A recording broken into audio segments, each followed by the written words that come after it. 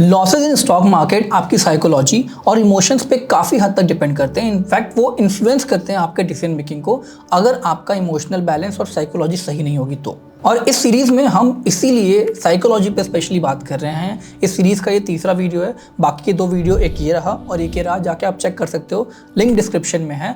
But आज हम बात करने वाले एक नए टॉपिक की। इंसान का इमोशन और पैसा दोनों एक दूसरे से बहुत अच्छी तरीके से कनेक्टेड हैं, इसीलिए over the past many years बहुत से ऐसे साइकोलॉजिस्ट आए हैं जिन्होंने इस बात पर रिसर्च करी है, अपने पेपर पब्लिश किए हैं और अपनी फाइंडिंग्स बताई है कि इंसान का जो दिमाग है या फिर इंसान की जो साइकोलॉजी है पैसे से कैसे कनेक्टेड होती है या फिर लॉसेस से, प्रॉफिट से कैसे कनेक्टेड होती है। और उसी सीरीज में आज जो तीसरा टॉपिक हम बात करने जा रहे हैं, इसका नाम है गैम्बलर फॉलिसी।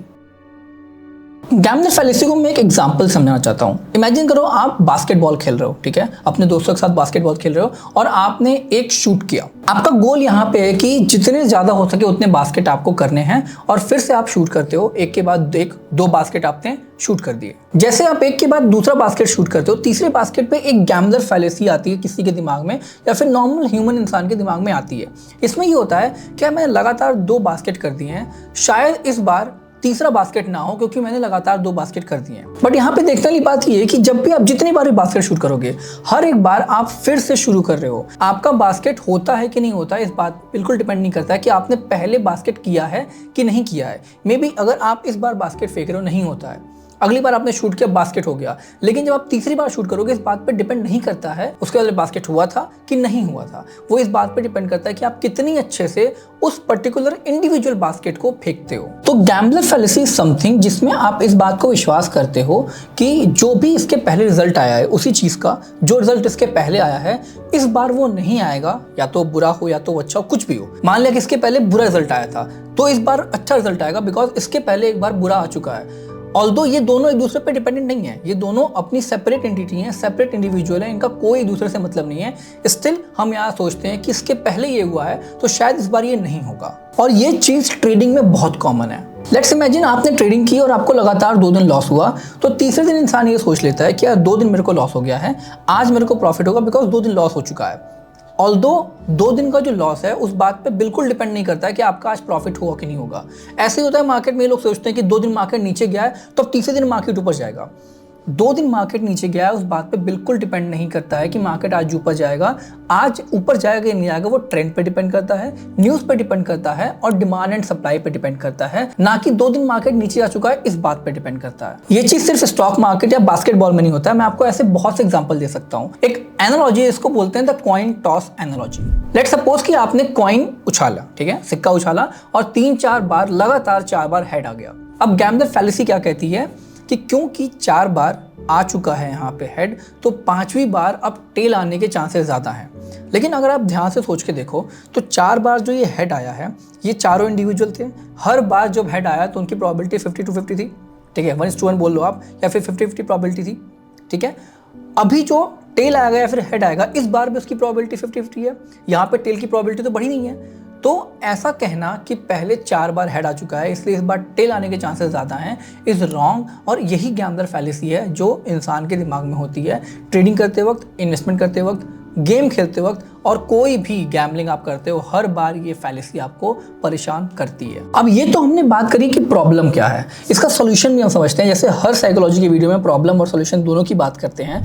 अगर आपने वीडियो नहीं देखी है दोनों पहले, तो आप जाके चेक करो। साइकोलॉजी पे हम एक पूरी सीरीज बना रहे हैं जो आपकी बहुत अच्छे से हेल्प कर सकती है। इससे बेस्ट आपको कहीं नहीं मिलने वाला सीरीज, ट्रस्ट मी। सबसे पहले काम आप कर सकते हो अंडरस्टैंडिंग द प्रोबेबिलिटी। किसी भी फैलेसी में इंसान इसीलिए फंसता है क्योंकि उसको नॉलेज नहीं होती है। तो अगर आप प्रोबेबिलिटी थ्योरी समझोगे या फिर कोई भी इंडिपेंडेंट इवेंट की प्रोबेबिलिटी पे ध्यान देना शुरू करोगे, तो ये फैलेसी धीरे धीरे आपके दिमाग से चली जाएगी। मे भी पूरी तरह से ना जाए, लेकिन आपको पता है कि अगर ये आपके दिमाग में आ रही है तो वो गलत है, आप उसको अवॉइड कर सकते हो। जैसे हमने प्रोबेबिलिटी की बात करी, कॉइन वाली की बात करी थी हमने। जितनी बार भी आप कॉइन उछालते हो, जितनी बार भी आप सिक्का उछालते हो, हर एक बार सिक्के में हेड और टेल की प्रोबेबिलिटी 50:50 होती है। किसी भी मोमेंट में किसी भी बार आपकी प्रोबेबिलिटी 50-50 से ऊपर नीचे नहीं होगी, चाहे इसके पहले कितने भी हेड आए हों, चाहे इसके पहले कितने भी टेल आए हों। तो ये इंडिविजुअल चीज़ों की जो प्रोबेबिलिटी है इसको समझना आप शुरू करो, और इससे आपको आइडिया लगेगा कि जो आप सोच रहे हो गैम्बलर फैलेसी, जो आपके दिमाग में आ रहा है कि पुराने इवेंट से इन्फ्लुएंस होगा आगे वाला इवेंट, वो खत्म होने लगेगा। दूसरा और मुझे लगता है सबसे इंपॉर्टेंट है स्टिक टू अ स्ट्रैटेजी। देखो, ट्रेडिंग में भी जब हम बात करते हैं तो एक बात करते हैं कि हमेशा एक स्ट्रैटेजी पे स्टिक करो, क्योंकि अगर आप स्ट्रैटेजीज चेंज करोगे तो आपके प्रोबेबिलिटीज चेंज होते रहेंगे, जिससे आपको आउटकम एक नहीं मिलेगा अच्छा। और अगर आप एक स्ट्रैटेजी को फॉलो कर रहे हो तो वो स्ट्रैटेजी इमोशंस के बेस पे नहीं बनी होती है। जैसे मान लेते हैं आप 15 पीरियड के मूविंग एवरेज का इस्तेमाल करते हो, 13 पीरियड की मूविंग एवरेज का इस्तेमाल करते हो।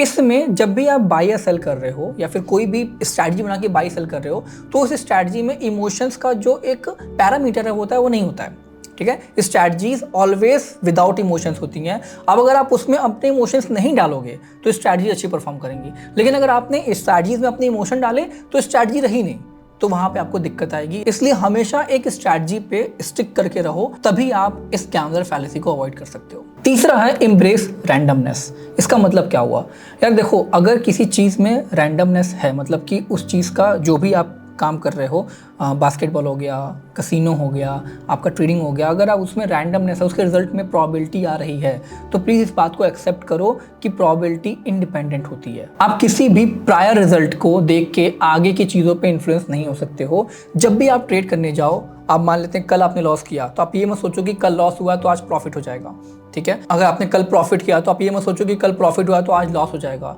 कल जो हुआ है वो अलग है, वो अपने आप में एक अलग चीज़ है। जो आज होगा वो इंडिविजुअल है, वो सेपरेट है, उस पर कल का कोई जोर नहीं चलता, ठीक है। तो इस बात को ध्यान दो। हम प्राइस एक्शन की बात नहीं करें कि प्राइस एक्शन आप हिस्टोरिकल मूवमेंट देखना छोड़ दो। हम यहाँ बात करें रिजल्ट जो आया है, जो आपका रिजल्ट आया उस पर फोकस मत करो कि कल क्या आया था, उस पर आज फोकस मत करो, उसको आज को इन्फ्लुएंस करने मत दो। इन चीज़ों को फॉलो करके आप इस फैलेसी को भी अवॉइड कर सकते हो, और इसके पहले जो हमने अलग फैलेसीज बात करी हैं उनको भी जाके आप चेक कर सकते हो।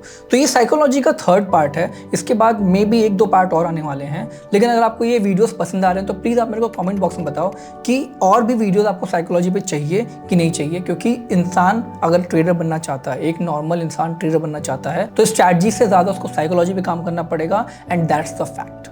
Till then, bye bye, take care, मिलते हैं अगले वीडियो में।